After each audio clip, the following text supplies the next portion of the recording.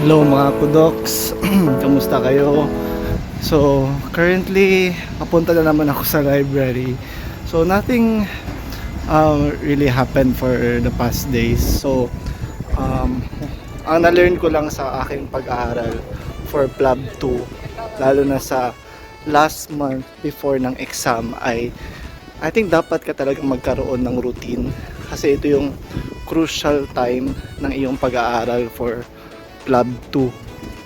So, since dumating ako dito, hindi naman nagtagal, nakakuha ko ng routine. Siguro after 2 to 3 days, naging routine ko na ang pagising sa umaga, mga 7 a.m., magluluto for breakfast at lunch, kakain for lunch. Pagkatapos nun, pupunta ako ng library. Doon ako mag-aaral hanggang 5 to 6 p.m. Tapos may kasama akong Pilipino na magte-take din ng Plab 2.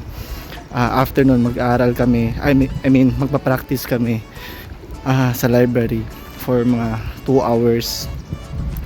After nyan, uwi ng bahay, kakain, at magpa-practice ulit kasama ng mga online practice mates ko.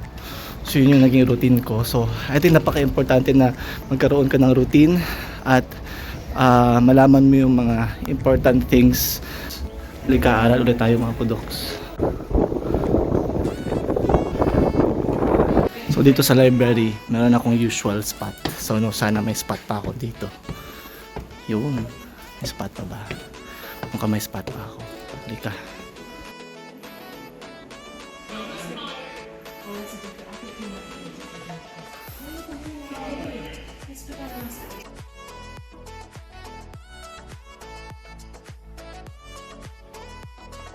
So mga kudoks, uuwi na ako. Tapos na akong mag-review sa library. Kasi yung library hanggang 5 p.m. lang. So ngayon, imbes na uuwi ako, pupunta muna ako sa coffee shop. So doon ako sa coffee shop mag-aaral hanggang mamayang gabi.